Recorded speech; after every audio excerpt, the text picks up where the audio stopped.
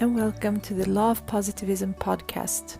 I'm your host, Shireen, and I'm the creator of Law of Positivism. I'm here to help you on your spiritual and healing journey. I am a certified yoga and meditation teacher, a student of Chinese medicine, a doula, a Reiki practitioner, and a passionate, highly sensitive person. I want to use my knowledge to channel information and messages for you to grow on all levels.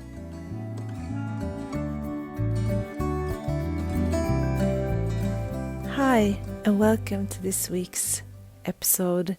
Happy New Year to all of you. I'm really wishing you a beautiful, loving, and just abundant year. I'm really excited about this year. I feel like this is a year of really integration and growing.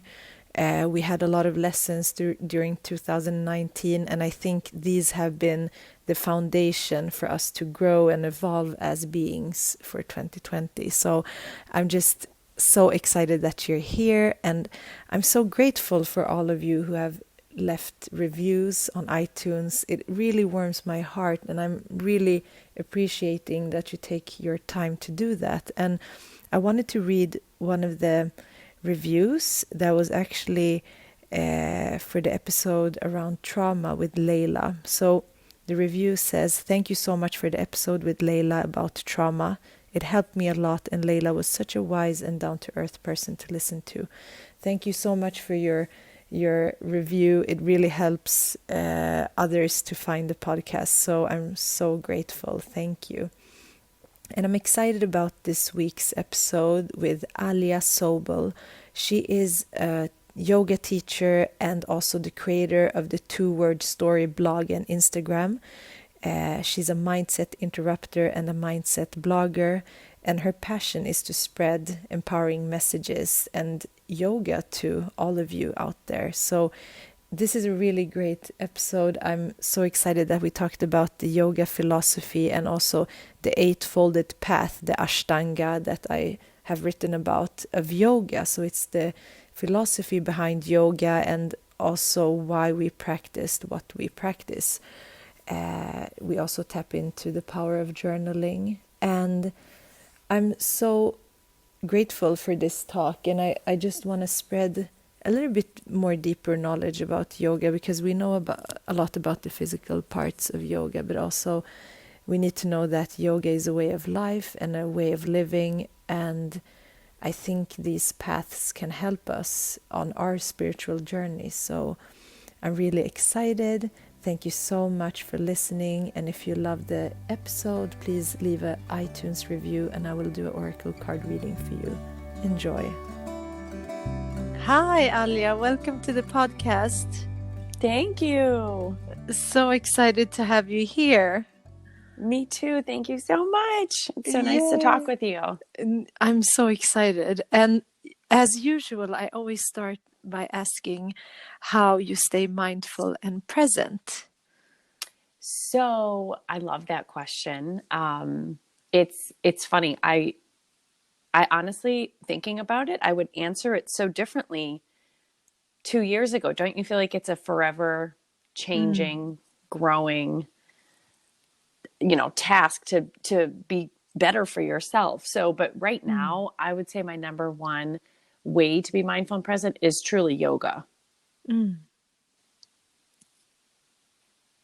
It's just the meditation of it, and being a mom, my kids are 10 and 7. And so finding that meditation time to really sit and be quiet is difficult. So carving out that hour of, meditating on my mat has just been so helpful to keeping me, creating space, keeping me present and mindful. And I love it, which is why I became an instructor. Yeah, that's so exciting. And I actually want you to tell the listeners more about yourself and how you got into yoga, just to start the conversation. Yeah, of course. I am 38 years old. I live in the US, in Philadelphia. And I was, about 23 when I started, doing Pilates and yoga, and always very active. But it wasn't until I've been a mom for 10 years, I would say yoga stepped in a big way 5 years ago, really trying to pull myself out of just postpartum and depression and anxiety. And I found this deep connection to it. And so through my practice of continually doing it, I thought, oh my gosh, I feel like a different person, truly, for the better, of course. And I wanted to get certified to be able to teach yoga. So I just finished up my 200-hour training. Congratulations. And yes, thank you. It was such a beautiful, beautiful experience. Yeah. I mean, when you go into something so deeply like a yoga teacher training, you become, it's a big evolution in your practice, but also understanding yoga in a different way as well, to be able I to teach agree. it. And it can be intense as well. Which style of yoga did you train in? So it was vinyasa Mm. and, hatha yoga. Yeah. And my teacher specifically calls her training the Svadhyaya teacher training, Mm. which I loved. Yeah, so she was a beautiful human. I am so grateful to have met her and be able to train under her. So we learned so much, and I agree with you. I had personally no idea the root of all of it and the beauty behind the meaning of when it's more than a physical practice. It's so deep. So Yeah, and we're going to talk more about yoga and the yoga philosophy, which is very important. I think many out there see yoga and see the physical part, but there's so many layers of yoga and what yoga is, and so many different paths as well. And what we see is the physical practice and the asana, but there's so much more. But I also want to say that you and me connected through Instagram and your work on your 2-word stories that you created. And I think it would be interesting to know like where all of that came from, and your background, what you've been doing for the past couple of years with this initiative. oh yes, thank you for mentioning that. Yeah. It's such a oh my gosh, it's such a special place in my heart that I started sharing the practice of 2-word story. And so I'm so thankful that we met through, and honestly, I think it was through hashtags. Don't you just love that? Yeah. I was trying to figure out how we really, and I'm grateful to be following you, because I have to say, for all the content and beautiful things that you share, there's something about whenever I see you pop up, your posts are so beautiful. It makes me feel like released. Like it's such a beautiful, you have a beautiful mind, but truly, it's so lovely. Thank you. Of course, of course. But 2-word story really was something I was doing for myself through journaling. So, as I mentioned before, I had really bad postpartum depression and didn't know who I was for years, which is, it's really, and it's hard to admit that you have the depression, and if you have to, jump into therapy and possibly get on medications. I feel like in our society nowadays, there's just so much of this, but yet we're all kind of hiding behind it because we're ashamed. At least I know I was. I was like, why am I in this situation? I just couldn't understand it. So through a great deal of therapy and yoga and journaling, it was journaling that really brought me to 2-word story. The practice of journaling, and this is kind of a long story short, but the practice of journaling is very time consuming. And by time consuming, I think people have a hard time making it a consistent practice because of that, but it clears your mind and it clears your heart. And it's such a beautiful, easy way to just really create space for yourself from your day. and any major things that are going on in your life. It's just opening that journal and starting to write exactly how you're feeling. It's such a release. So I'm a big fan of journaling, but what I ended up doing after a 30-minute I was sitting and writing was I wanted to title the journal entry with 2 words. And it just came to me. And the first 2 words ever were keep going. And so then for myself, I started using that as a mantra the next day. And there was something about the 2 words that was really working for me. It was more than, a 3-word or a 5-word. It was just, and I selected these for myself based on what was going on at that moment in my life.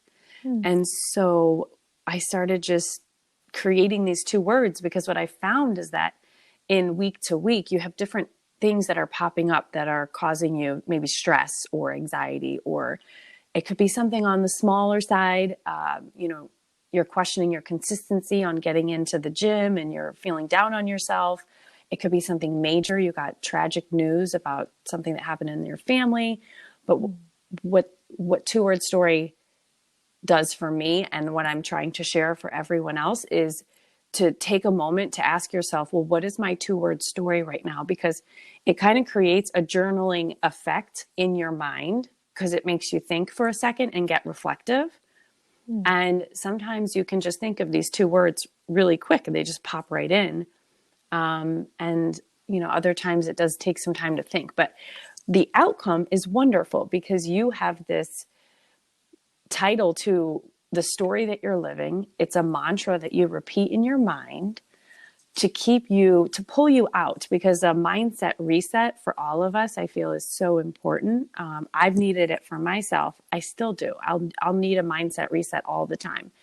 I'm a very passionate person. So having something to kind of change that channel in your brain quickly, if you don't have time to sink into meditative practices, it's really just, it's a tool. It's a mindset tool for your mind and your heart. So through doing it for myself, I decided to share it on social media to see if it could help others. And I wanted to share it through workshops and events, which we've done that in Philadelphia. And it's been absolutely so inspiring and incredible. And it's a community that's coming together, and all for the sake of having a healthy mindset, because I'm just so passionate about having to self-salvage myself. And I want to help other people say, it's okay that you're going through this, but we are in this together. And we can do it 2 words at a time, So really, it's a mindset movement. It's a lot of things. I just find that asking someone their 2-word story is so beautiful. And Shireen, I know you had a beautiful 2-word story. And I sometimes even grab a hold of those 2 words. I don't know if you remember what it was. I don't remember the words, but whenever you ask me, it's always something that comes intuitively, like right then, that I think is important. I don't remember. Was it just be or something like that? It was I am. Oh yeah, the I am. That is a powerful mantra.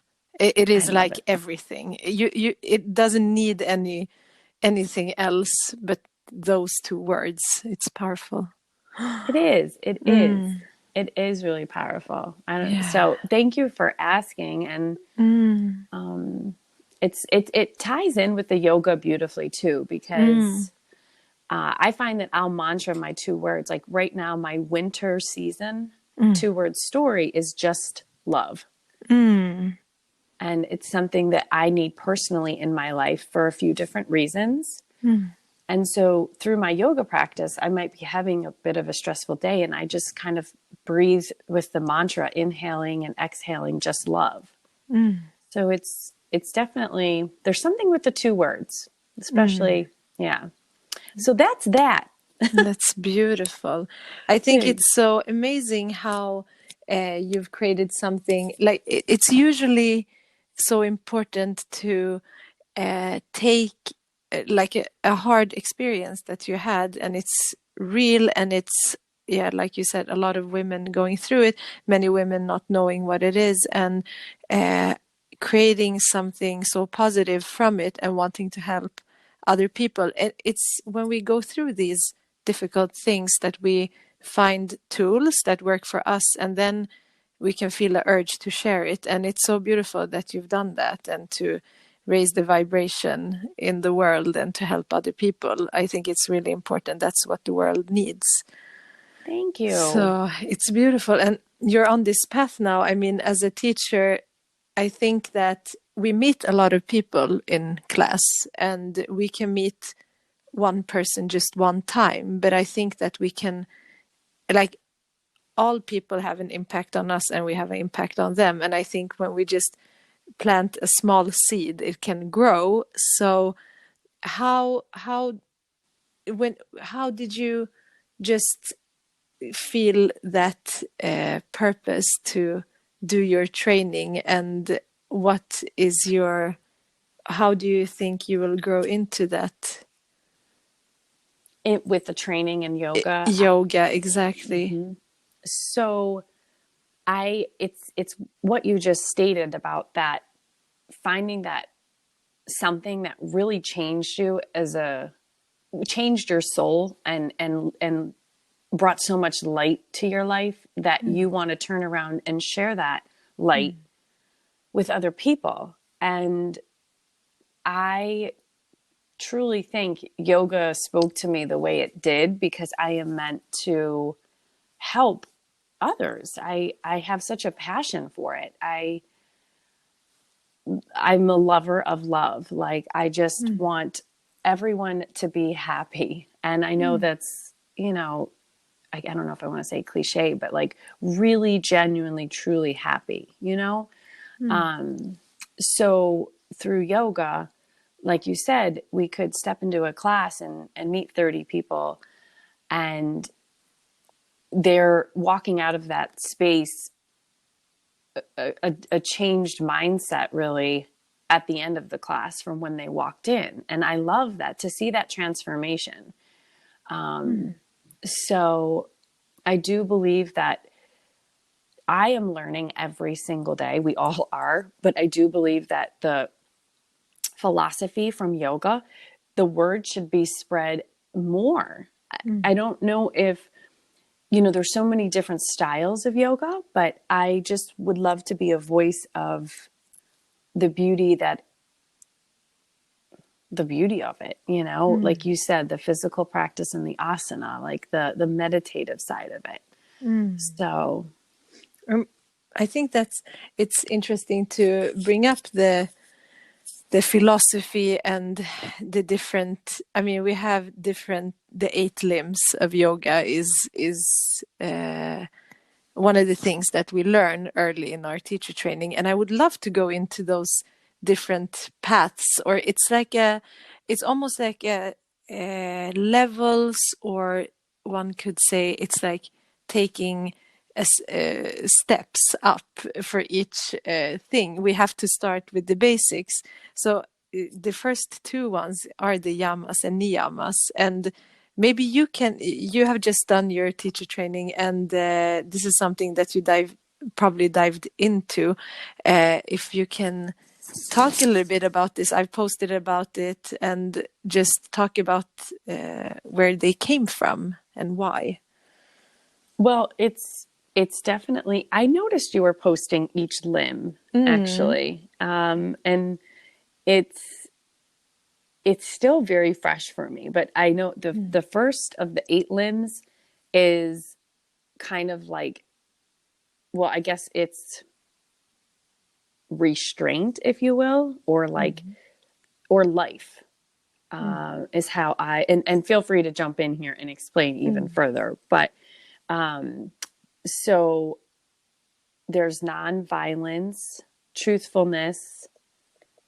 I have my little handy, my book here, that the Yoga Sutras, which do you have that one that I shared with you? Not that particular one. I think I have 1 or 2, which are the translated Yoga Sutras at home from Patanjali. Yeah. there's many different ones.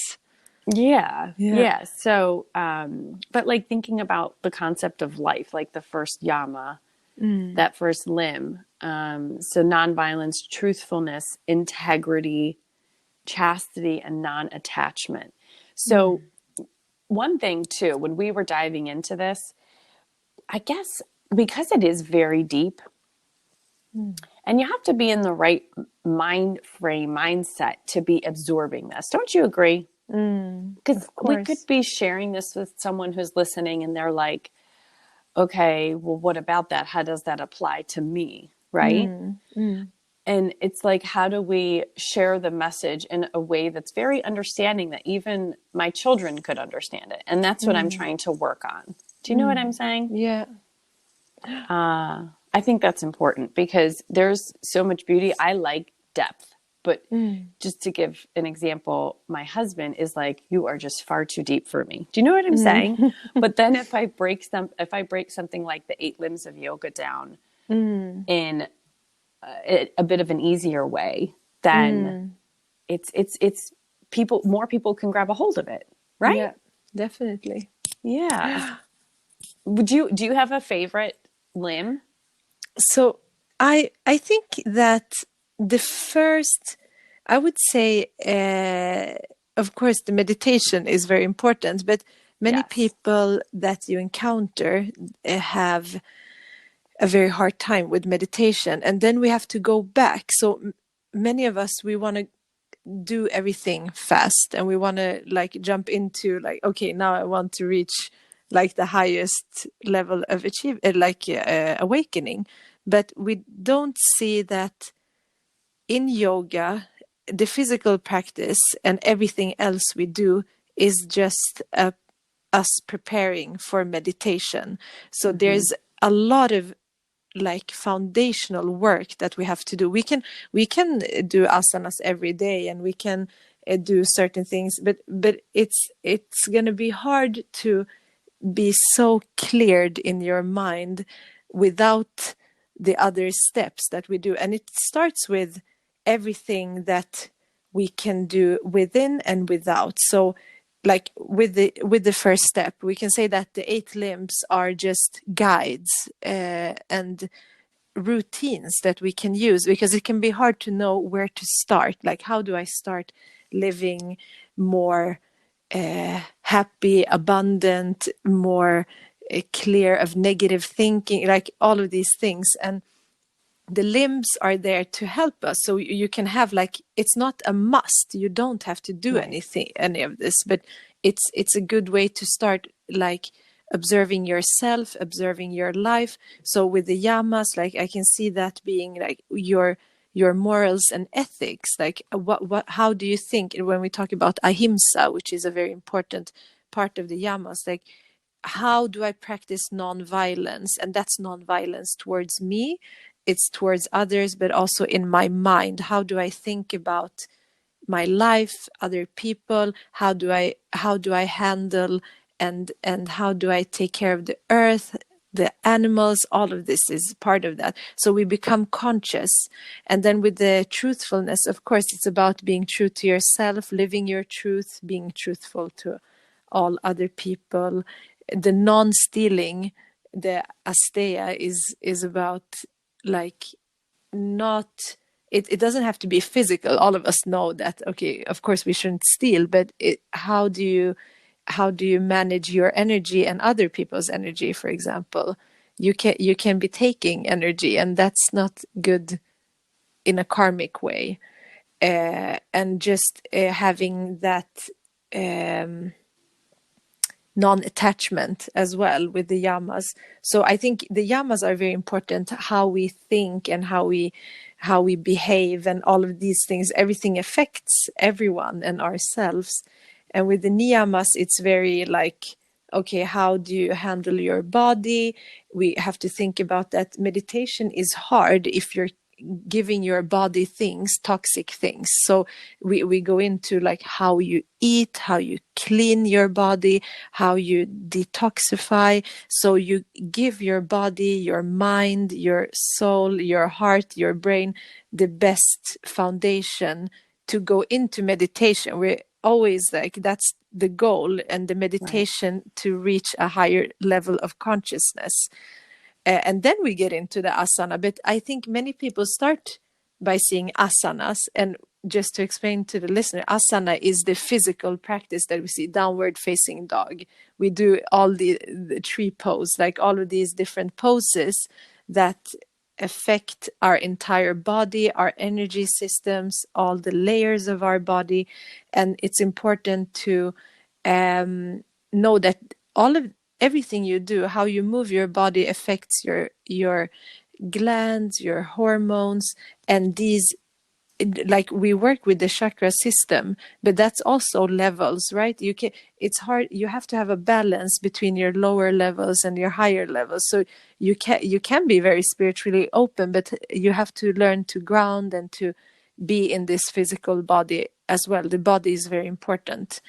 Right. Yeah, and Right. then and in our in our yoga classes we have asanas, we do pranayama. I always say that I can't be in a class if we don't practice breathing, because breathing Right.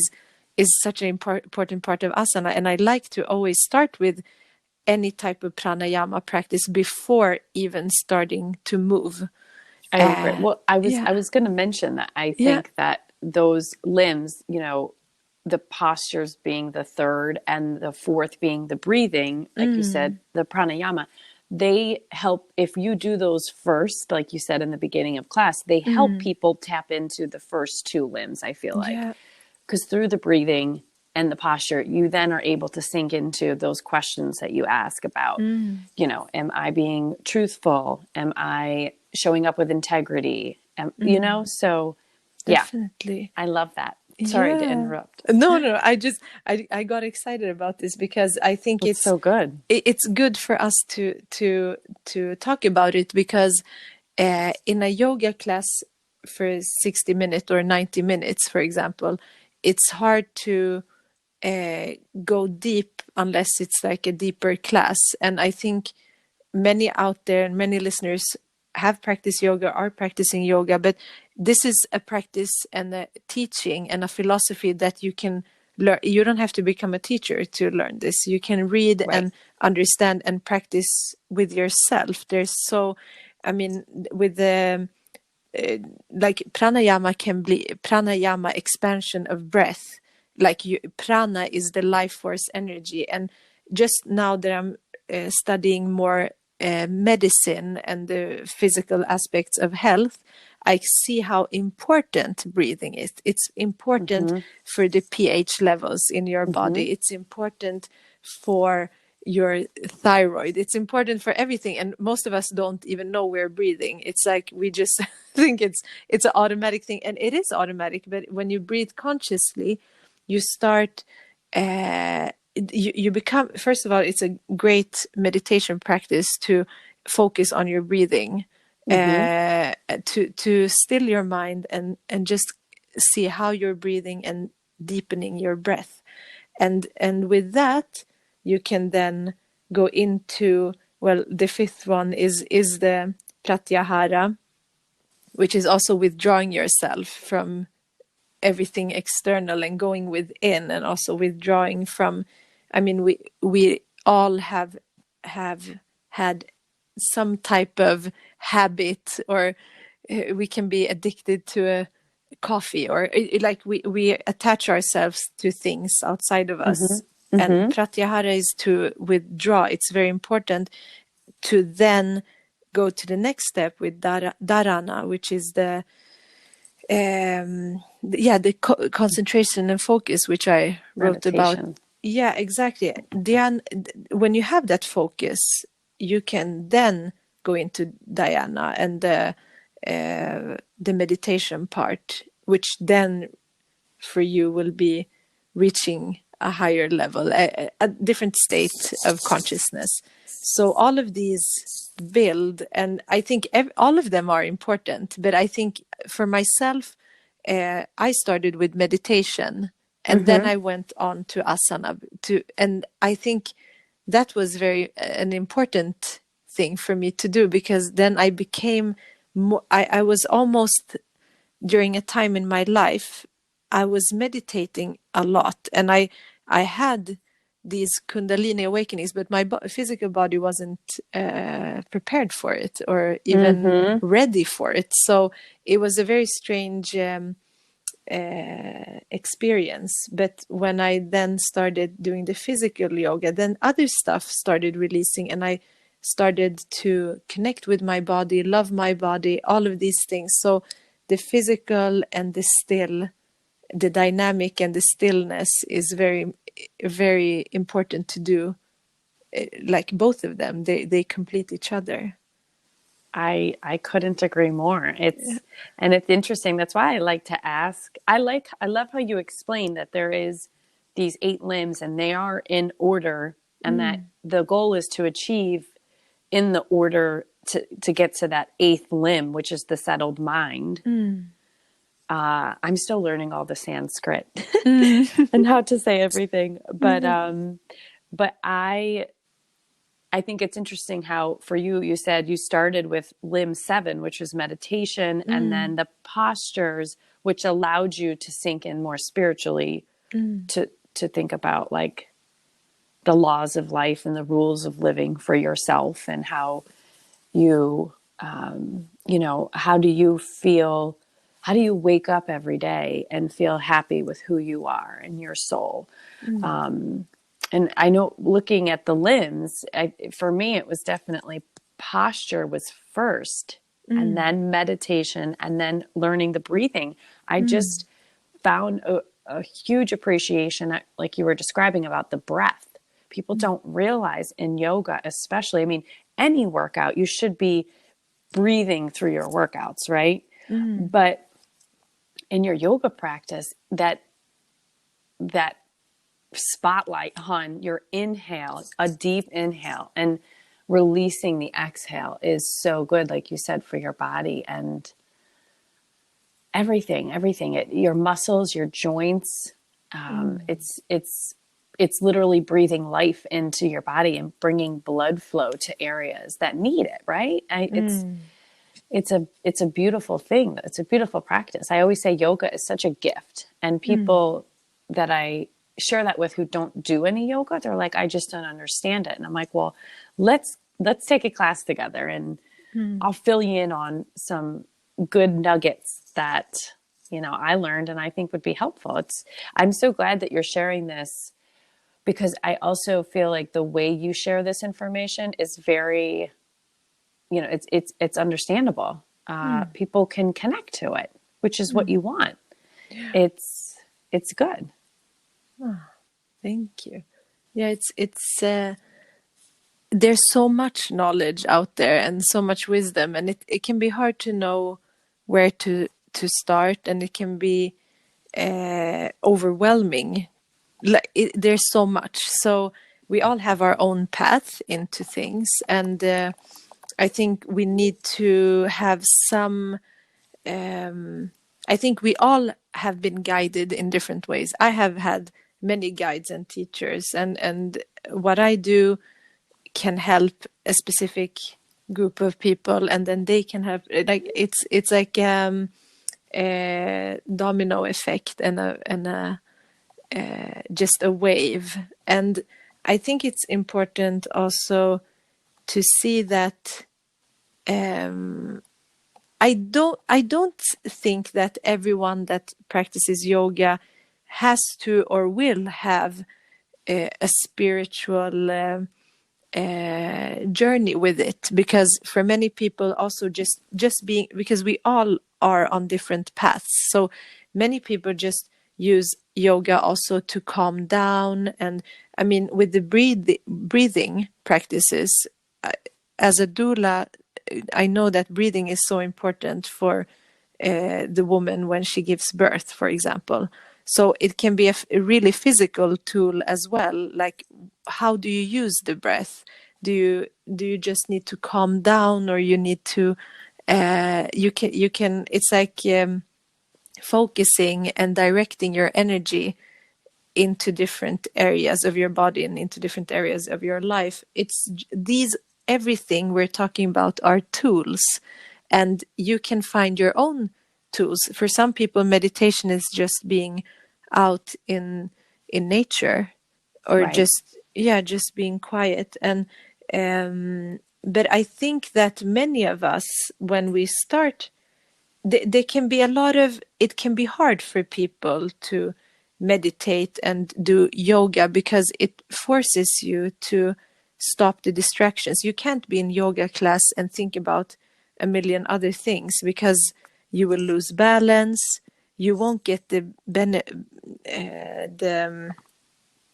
benefits of the practice, but you will still do a physical practice. But if you have patience with it and find your own style, it doesn't mean that you have to be super strong or super flexible. It can be something very easy and simple that you practice for an hour or two, or you can just start by 15 minutes.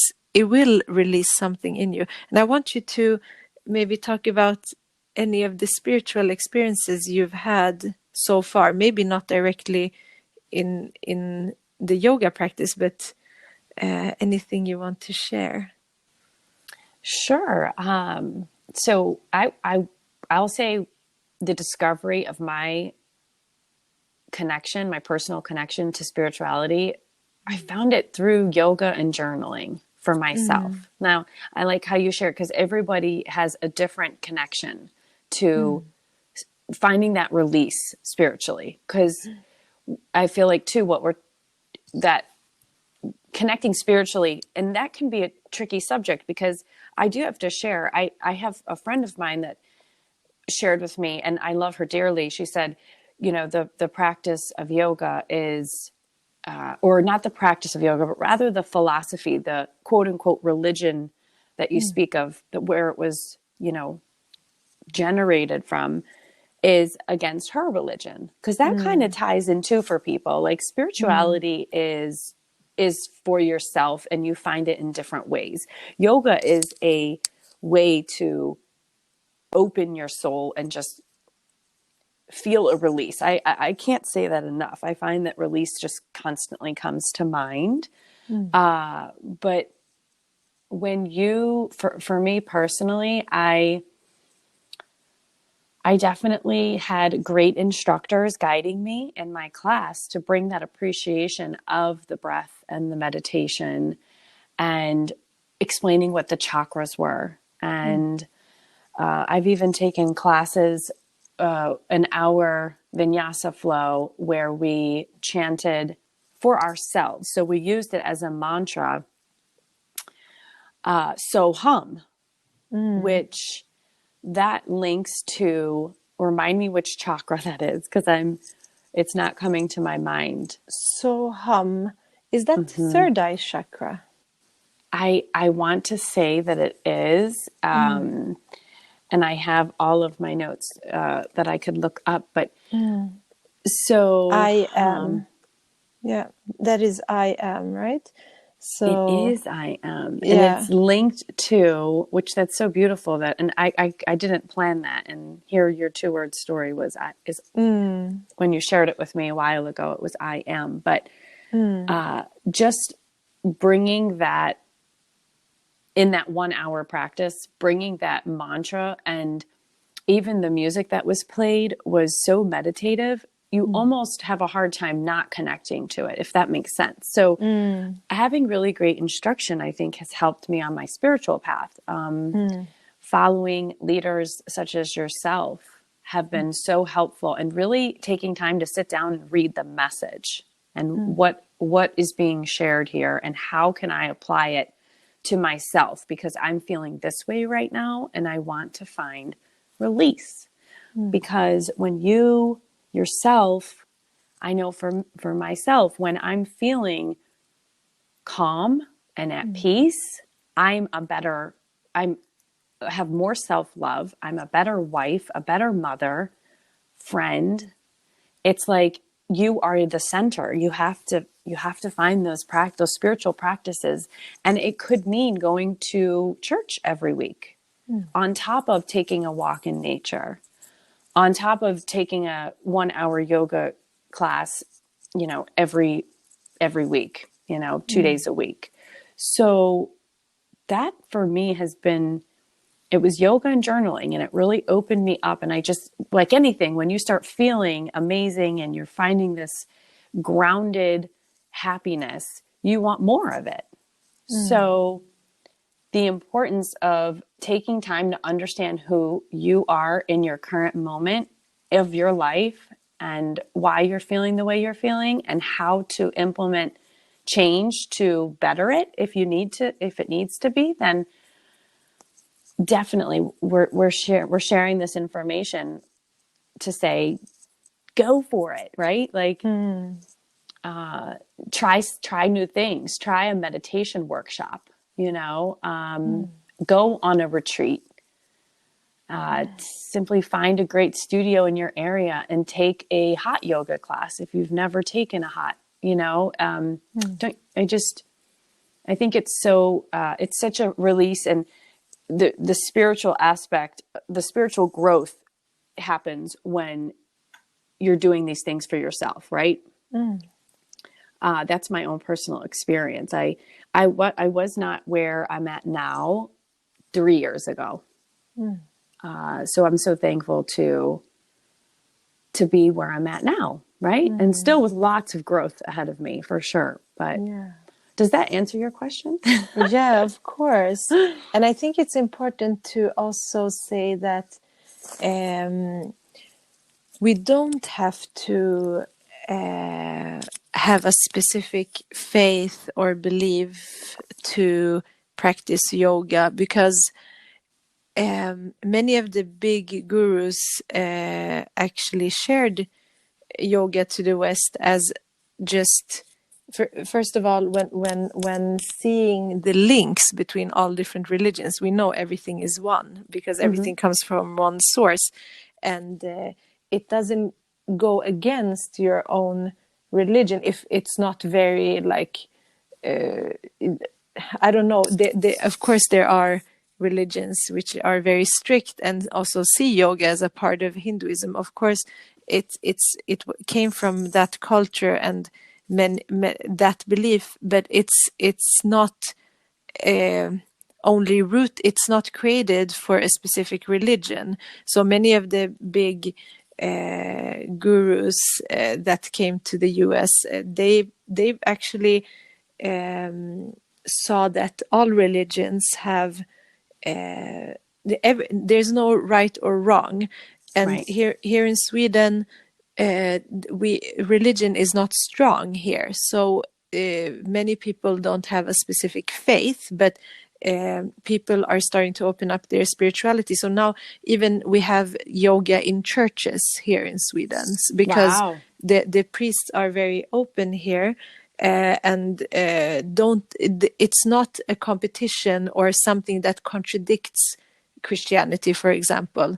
I mean, it's just a complement of, you can practice it, because even if you are in church and you're in stillness, that's a type of meditation, and Right. and everything has grown out of one source. So we just have named it different things, and we maybe in India, it became apparent that the physical body is very important, and how you eat and how you exercise. So that became a part of something. But I mean, in yoga, we have the traditional, like Raja yoga, the royal yoga, the physical yoga, and all of this. But we have also Bhakti yoga, the devotional yoga, which is yoga by singing and like Hare Krishna. It's like the Right. singing of it. And you have karma yoga, people who dedicate their lives to be in service to other people.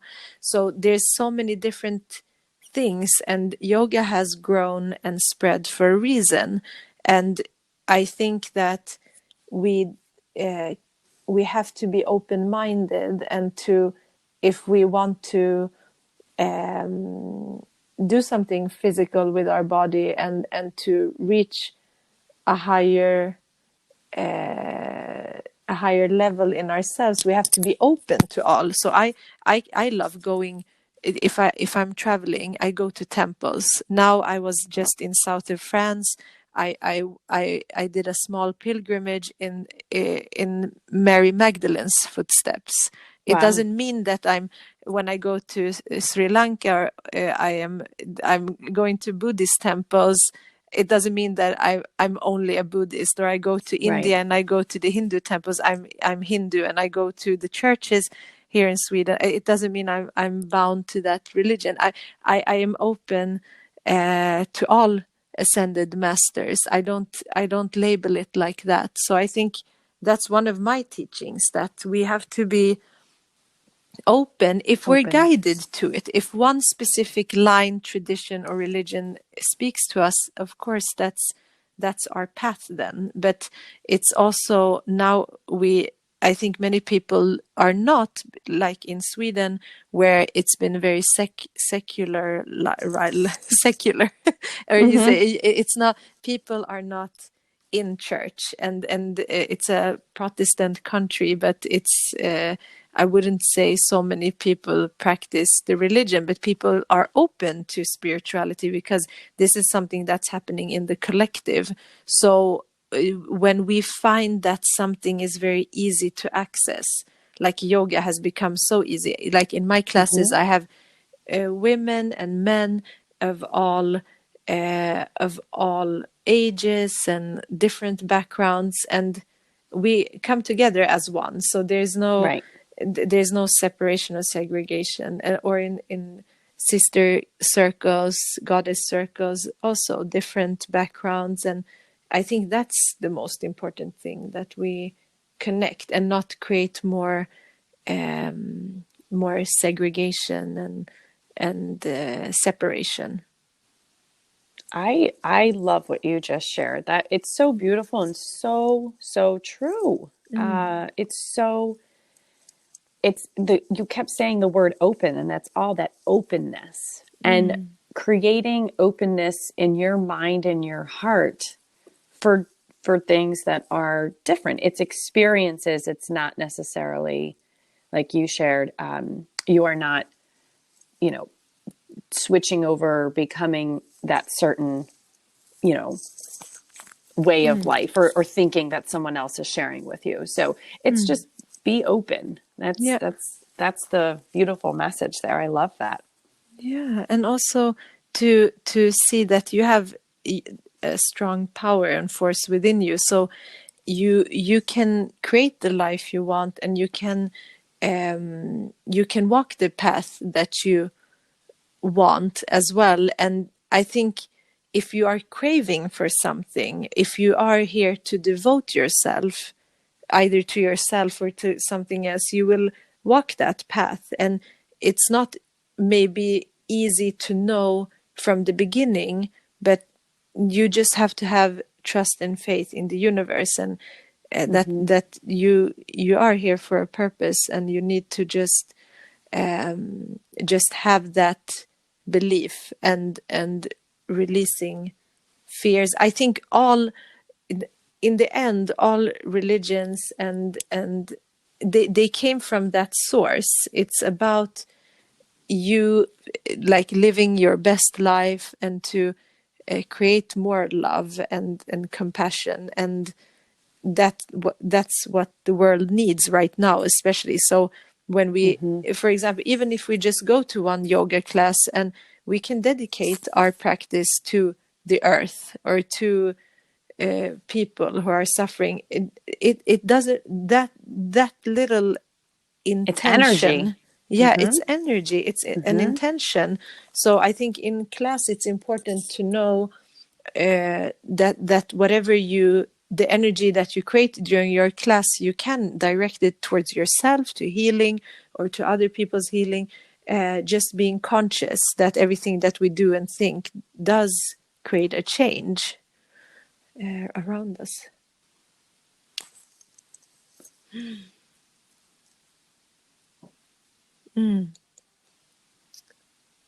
It's so amazing that we got to have this conversation, and I would actually want you to share what your plans are for the future and what you're working on right now. Oh, great. Yes, I'm so thankful. Thank you for having me on. It's always so lovely chatting with you. You have such a beautiful heart. I love to hear how just the way you share things. And I hope one day I can get up to Sweden or we meet through travels. That would be We so will lovely. I know we meet. will. That's definitely happening. I'm putting that energy in the universe. Yeah. So I am on a journey to really continue to grow for my own internal soul and self. And I want to shine the light out into the world and bring Two Words Story and the energy of it to as many people that want to try it and grab a hold of it and see if it could be helpful. So the big picture is finding a balance in life and through my own personal journey, being, a mother. I have two beautiful little human beings that they're my number one as far as guiding and trying to teach ways of living in society nowadays. And then sharing Two Words Story has been such a gift, and I want to share it through yoga. I would love to share it in events, workshops, partnering with people who want to bring mindset positivity throughout the world. And it's not easy. And I feel like the word positive and positivity can be kind of like glazed over, like, oh, it's said so much. But really thinking about it from, how do you change your mindset? Like, how does one person change their mindset? So I think with Two Words Story, I am in the process of almost finished and putting to print a journal for 2020. It was on schedule to come in January, but then some, time issues popped in. And this journal is really a reminder that, because I'm so passionate about the journaling. So in these workshops, we really dive in with how to come up with your Two Word Story. And under the Two Word Story umbrella, there are practices that I share. For example, making a gratitude magnitude list. And what exactly is that? And there's a new practice I came up with called Take 5. And so in these workshops, I love to share these tools. I really just want to present the world and whoever would like to hear or possibly try it out, tools to help feel balance and feel that they can really love themselves, from within. And so the journal, and I do have a dream to open a studio. I think it would be fabulous to have a wellness center, if you will. That would be a beautiful space where we have crystals and candles and maybe even wine. I do love wine, so there's all these dreams and visions that hopefully will unfold, and the universe provides what we're supposed to be doing, whether it's what, we may think we need something in our life and the universe will say, no, not right now. Right. So having the patience to just day by day share this business of mindset and making it a movement. I'm trying to think if there's anything else, but I really would, if anyone listening is thinking about their Two Word Story and has one, by all means, I love to share them and know what they are and the reason why you chose those two words, and reach out. I am here. I am loving there's been thousands and thousands of beautiful Two Word Stories. So, it's really a big community of all of us trying to do one thing. And like you said, be open and find more love and compassion and kindness for the world around us. And it's a big thing if we can all focus on that, right? Definitely. So Just important. Yeah, I love your mission, and I really see that everything happening for you, and I would love to visit your studio then one day in the future. Yes. So exciting. And I will share your links in the episode notes, show notes, and if anyone wants to get in touch with you, they can find your information there. And I want to thank you so much for taking the time to have this conversation with me. And I'm just wishing you so much love for 2020. I hope Aw. it's the best year ever for you. Yes, thank you. Me too. I really am wishing everyone lots of light and love. And thank you for having me. This was so beautiful. It was such a beautiful chat about really just this yoga, the love of yoga and the gift that it is. I really, it was such a great chat. So I can't wait to listen to it again and share it and just keep sharing the message. Yeah. So thank you to everyone listening as Yeah. well. Yes. Thank you. And namaste. Namaste. Thank you so much for listening to this week's episode.